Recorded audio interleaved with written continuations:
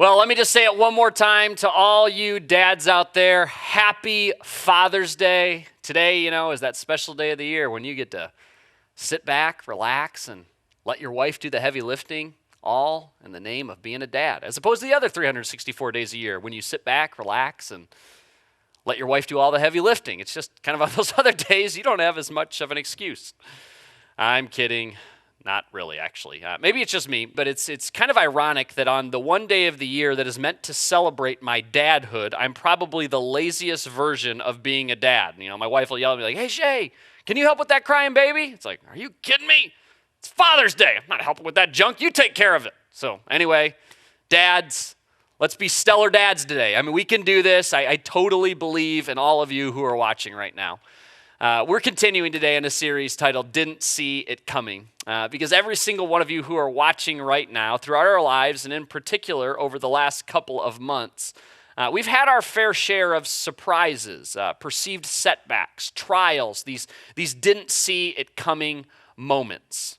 And how are we supposed to react in those moments? And what are we supposed to do when it's really not even a moment, but it's actually more of a season where it's just one surprise hitting us after another. Now, fortunately for us, at least I believe this to be fortunate for us, this isn't a new phenomenon for human beings. And so what we're doing in this series is we're looking at the example of 4 different people, real people who really walk the earth, that we read about and we learn about within the pages of this book that we call the Bible. 4 people that did not see it coming. And we're going to watch how they leaned into God in these moments rather than away from him. And in turn, they used their faith and God's power to their advantage and for the advantage of the people around them. And even though these stories are in most cases literally thousands of years old, you'll see that the principles and life lessons are every bit as applicable today as they were so long ago. Today, again, we're heading into part 3, and so quick disclaimer, if you haven't been here for the first 2 parts of this series, I'd really encourage you to head to grumlaw.com/messages. You can catch yourself up there, listen to the messages there, watch the messages there, or as always, you can find us under Grumlaw Church wherever it is that you happen to grab your podcast. But as we dive into this conversation today, I have a question for all of you who are watching right now, and I actually want you to try and think of a specific occasion where this might have actually occurred in your own life, okay? So here's the question. Have you ever been promised something so absurd that you quickly dismissed it, only to have that promise later fulfilled? So something was promised to you, and it seemed absolutely ridiculous, but then it actually kind of came true. Now, obviously, I've had a little bit more time to think about that question than all of you, so I'll give the first example that came to my mind. About 3 years ago, so about 6 months before we launched as a church, there were 100 people that I had kind of recruited to pray every single day for Grumlaw. And I would send them out very specific requests every 2 weeks. And about 6 months before we launched as a church, I had put in one of these updates, hey, will you pray specifically that God will literally just give us an office space? We don't have money in the budget for us, and we're prepared to go down the whole Starbucks, Panera Bread, use my basement type route, but it's obviously not as productive in those type of environments. So if God would just give us that would be awesome. And so we're okay, let's just at least throw it out there. And so about 20 minutes after I send that prayer update out, somebody who's praying for us every single day, my buddy Jeremy, he calls me.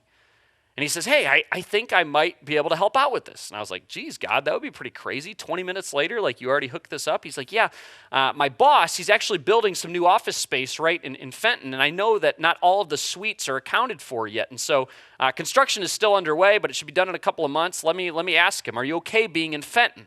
And obviously, beggars can't be choosy. I'd rather be in Grand Blanc, but I was like, shoot, if he just wants to give us office space in Fenton, of course we'll take it. And so he says, okay, and he hangs up the phone. And about 5 minutes later, he's calling me back again. So I'm assuming that he has more questions, but he just tells me, he said, hey, he agreed. He's in. And I was like, wait, who's in? What do you mean? He's like, hey, he said that you can have one of the suites. They're not all, accounted for. I was like, whoa. Jeremy, I don't think you understood me. I don't want to pay a nickel. We don't have any money to pay for this office space. Are you sure you made that really clear to him? He's like, yeah, he knows. It's all good. And I was like, okay. And he's like, yeah, a couple more months, construction will be done, and we'll be in touch then. And I was like, okay. So I hang up the phone, and I'm like, did that seriously just happen? And I'm kind of celebrating that, but I'm kind of cautiously optimistic whether this is actually going to happen. Do I need to have a conversation with this guy? And 1 month turns into 2, turns into 3, turns into 4, and we still haven't really heard anything. And all of a sudden one day, my phone rings again, and it's Jeremy, and I'm like, hey, where are we at with the office space? And he's like, hey, that's why I'm calling, actually. And I could tell by his voice that it wasn't going to be good news. He's like, actually, they ended up leasing that space a lot quicker than anticipated, so we can't actually have you in that building. And almost immediately going through my brain was, I knew it. I knew it was too good to be true, but no sooner are those thoughts going through my mind that Jeremy says, but. I'm like, but what? And he's like, but he did let me know that he does have some space available right now in Grand Blanc. Would you be interested in that? And I'm like, of course I'd be interested in that. I mean, much rather be in Grand Blanc than Fenton. He's like, okay, let me talk to him about that, and I'll get back to you. And we hang up the phone, and again, I'm pretty pessimistic at this point because I'm like, okay, it already didn't work out once. What are the chances that this time it actually works out? But long story short, you fast forward a couple of more months, and we were in that space in Grand Blanc. We're still in that space today as a staff.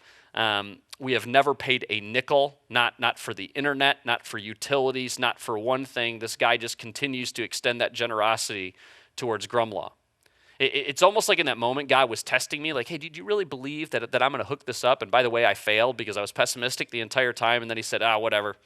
I'm just going to give it to you anyway, but only better. Rather than be in Fenton and you're going to be in Grand Blanc, you should probably have your offices in the community that you have the privilege of serving. Today, we're going to dive into the life of a guy who went by the name of Abraham, or Abram, depending on where you read about him in this book called the Bible. He had a bit of a name change, which we'll explain here just a little bit later. But he's a guy that was given 3 promises from God himself. 3 promises that would have seemed so absurd that I don't believe that anyone watching right now would have actually believed God, myself very much included. We're again, like last week, we're going all the way back to the book of Genesis, which is actually the very first book of the Bible. We're going back actually about 4,000 years to the life of Abraham. And here we pick up, and here is where these promises are delivered to Abraham from God. So this is God speaking. He says, number 1, I'm going to make you into a great nation, and I will bless you. I will make your name great, and you will be a blessing. I will bless those who bless you, and whoever curses you, I will curse.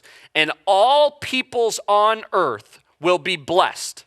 All peoples on earth will be blessed through you. As in, like, everyone. So if you're paying attention, here are the 3 promises that Abraham is given from God. Number 1, he tells him, I'm going to make you into a great nation. You're going to be a great nation. Number 2, I'm going to make your name great. You're going to be famous.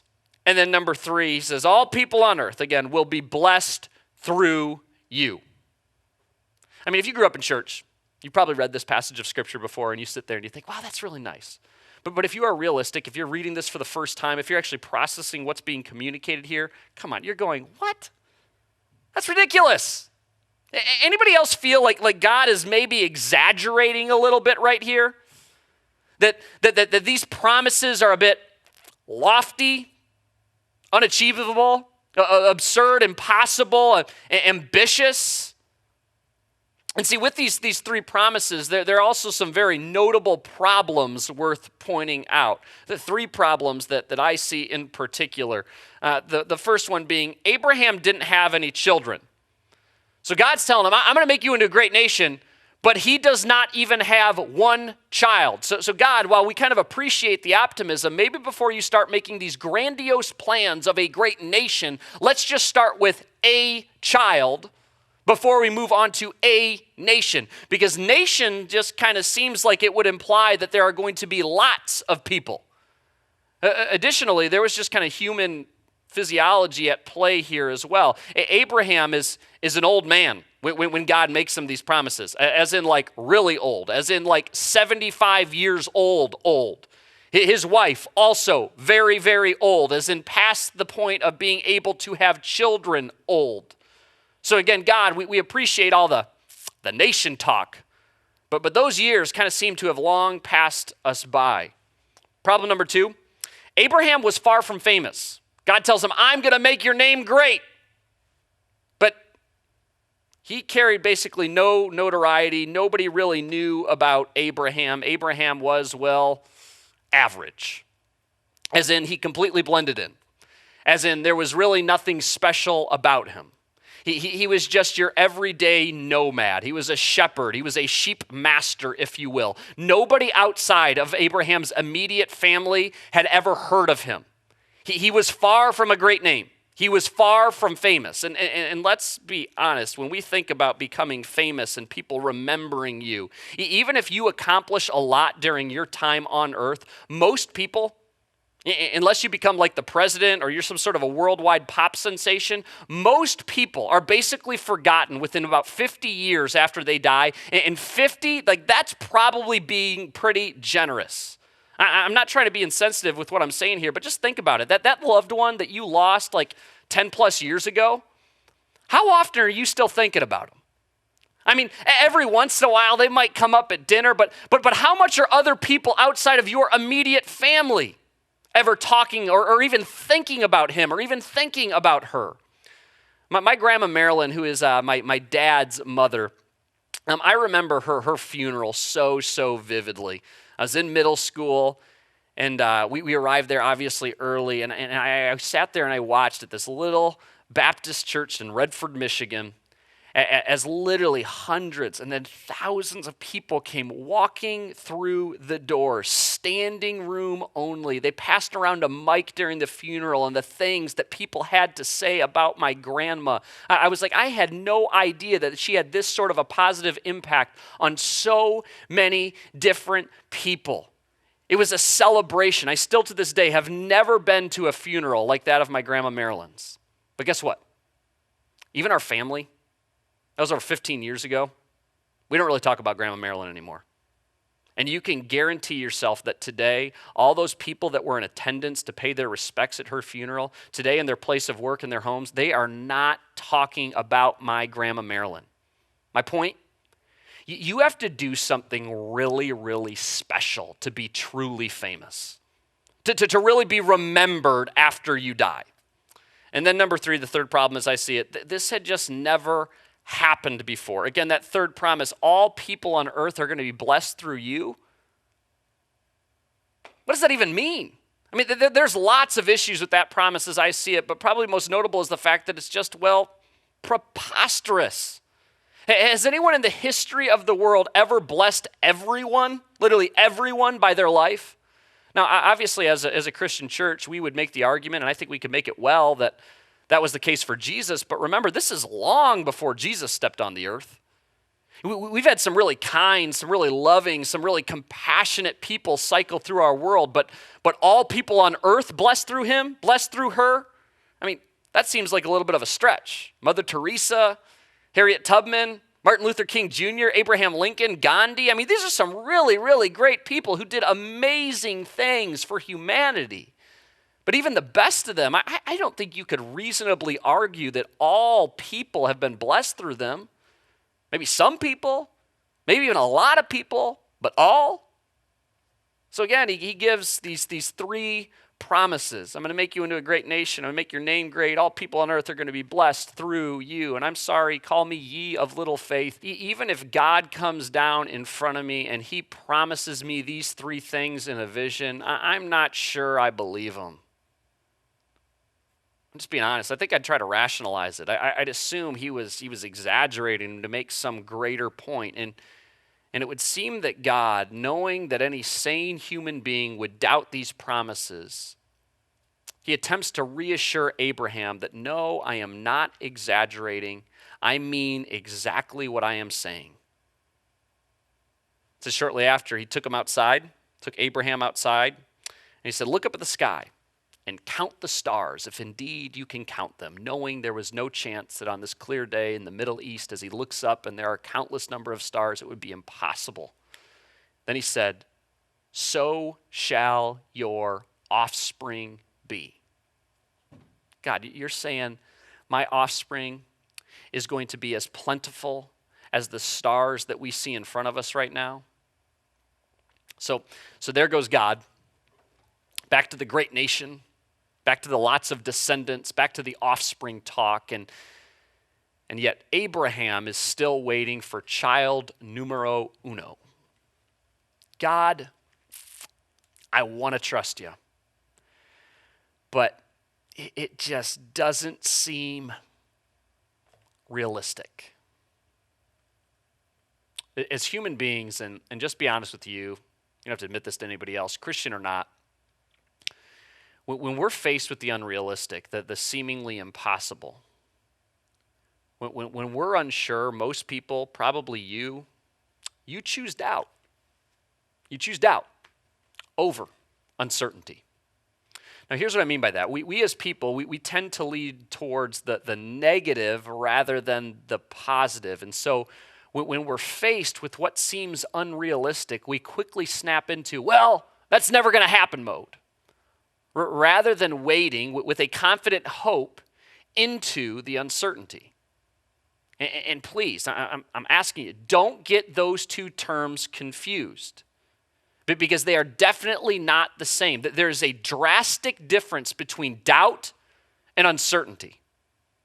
See, when we started this church about 2.5 years ago, I didn't have some vision where God came down in front of me like in a ghost form and he told me all these things. God never came down and gave me sort of like a money back guarantee that everything was just going to work out and people were going to show up and this thing was going to last for the long haul.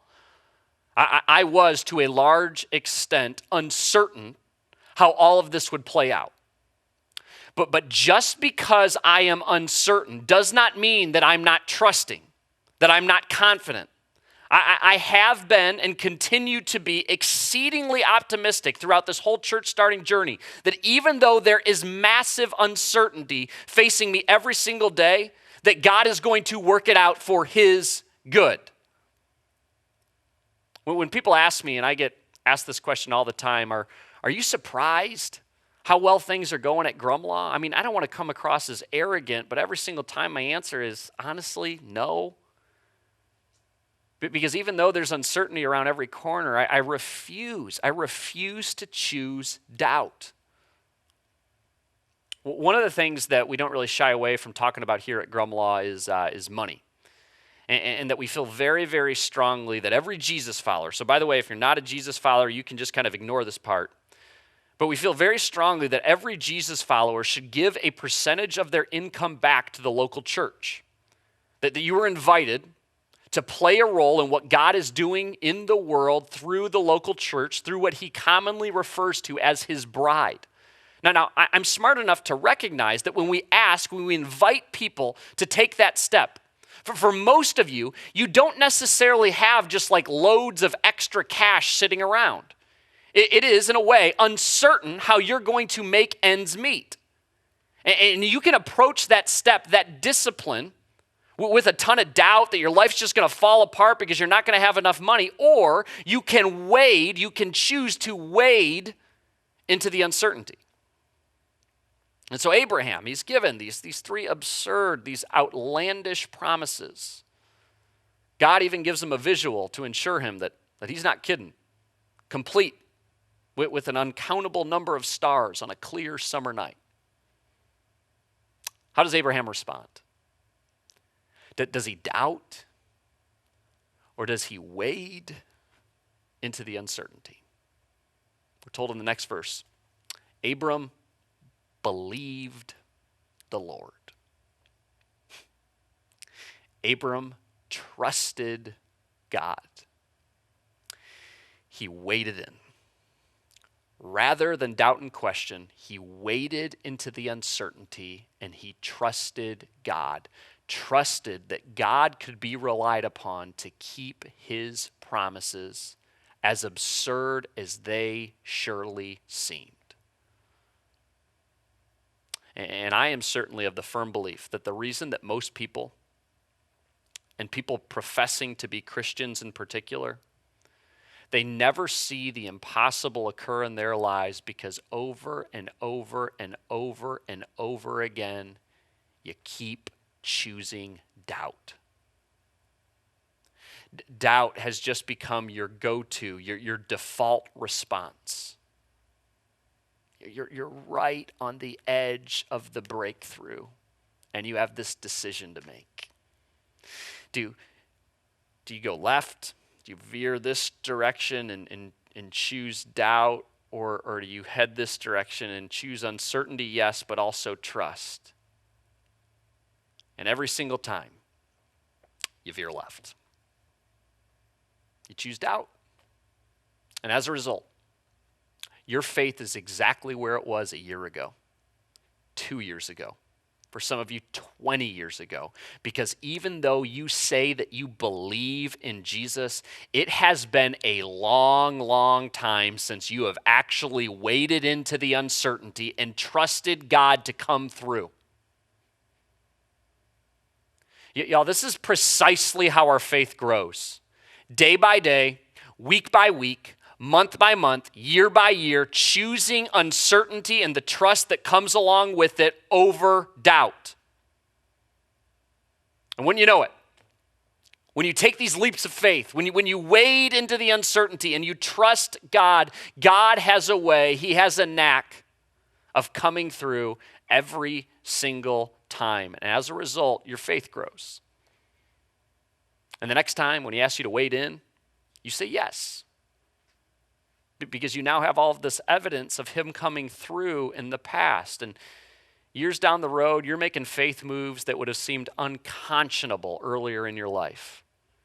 You're making decisions that family and friends and coworkers are looking at from a distance going, oh my goodness, she has completely lost his mind. She has completely lost her mind. Have you? No. You're just continuing to trust. You're choosing uncertainty over doubt. And why wouldn't you? You now have a mound, you have a pile of evidence where God has proved himself to be faithful in the past. And so Abraham, he chooses the uncertainty. He trusts God even though every logical bone inside of his body was telling him to doubt. Promise number one, again, he's told, I will make you into a great nation. God says, I'm going to make you, Abraham, into a great nation. As plentiful as the stars, God tells him. Guess what? It happened. Even though him and his bride thought they were well past the childbearing years, it turns out that they were not. She got pregnant. They defied the odds, and they had a baby boy. And now all these years later, Israel says, we're that nation. And the Arab nation says, no, we're that nation. That there's an argument that exists even right now to present day over who that great nation is. But here's what nobody argues. Many nations came from one man, from Abraham. And even if you're skeptical of this whole book that we call the Bible, virtually every other history book agrees on this point, that Abraham is the father of many nations. So God comes through on promise number one. Promise number two, he says, I will make your name great. I'm going to make you famous. This is actually the easiest one to show that it actually came true because every single person who is watching right now, even before the message today, I guarantee that you have heard of Abraham. Go ahead and just nod your head wherever you're at in your living room, in your kitchen. Nod your head if you've heard of Abraham. That's right. You are at least familiar with Abraham. That's amazing, right? How about this guy? Sennacherib. Any of y'all watching right now ever heard of Sennacherib? Good old Sennacherib? Anyone? Going once? Going twice? My guess is, unless you are some crazy history buff, you have probably never heard of Sennacherib. But that's so interesting, considering that he was arguably the most famous of all Assyrian kings, and he was on earth not nearly as long ago as Abraham. Everyone, back in the ancient world, they had heard of Sennacherib. But you said Abraham? Abraham who? Crickets. Here we are almost 4,000 years later, post the life of Abraham, halfway around the world. And every single one of you who are watching right now, you have heard of Abraham, but you have never heard of Sennacherib. I would say that God came through on that promise as well. And then promise number three, all people, everyone on earth will be blessed through you. In my opinion, this is the most absurd of the ridiculous promises made to Abraham by God. God tells Abraham that, hey, all people in the world, as in everyone, is going to somehow be better off because of you. Did you know, and I'm guessing that you actually probably don't know, which is why I'm asking this, did you know that Judaism, Christianity, and Islam all claim Abraham as their spiritual forefather? The most well-known religions in the world, Christianity, Judaism, and Islam, all three believe that men were created in God's image. That in the beginning, that God and man lived in harmony with one another. All three agree that humanity was created with free will, and all three agree that at some point man disobeyed God, that man sinned, and then therefore ruptured the harmony, ruptured the relationship with God. And all three, Judaism, Christianity, Islam, all three agree that God began the cleanup, that God began fixing the sin problem with one man. That one guy, Abraham. Isn't that crazy? The three major world religions all agree up to this point. Now, it's after Abraham that all three head in different directions, but up to this point, we're on the same page. So, all the Jews can't claim to be blessed through Abraham. All the Muslims claim to be blessed through Abraham. All Christians claim to be blessed through Abraham. You probably see where I'm going with this. Hasn't the entire world been positively impacted, been blessed in some way by either a Jew, a Muslim, or a Christian? Perhaps, again, if you're skeptical, maybe you think I'm stretching this a little bit, but you have to admit, it's at least curious. It is at least plausible that God fulfilled each of these three ridiculous, absurd promises. You probably didn't see that coming. I guarantee you that Abraham did not see that coming. But do not forget, before these three promises were fulfilled, Abraham had a choice. There was a decision to be made. Do I doubt or do I trust? Trust even though I don't have all the answers. Trust even though it's very uncertain. Abram believed the Lord, and he, God, credited it to him as righteousness. To put it another way, righteousness was credited to or applied to Abraham because he trusted, because he believed God's promises, even though he was uncertain of how they would be fulfilled, and even though they seemed exceedingly unlikely to come to fruition. Abraham, just like that, because he trusted, he had his right standing.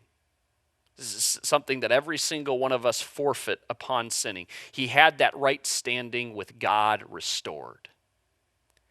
It was gifted to him in response to his faith, to his trust. And I have some great news for every single one of you who are watching right now. The righteousness, that right standing made available to Abraham is available to you as well.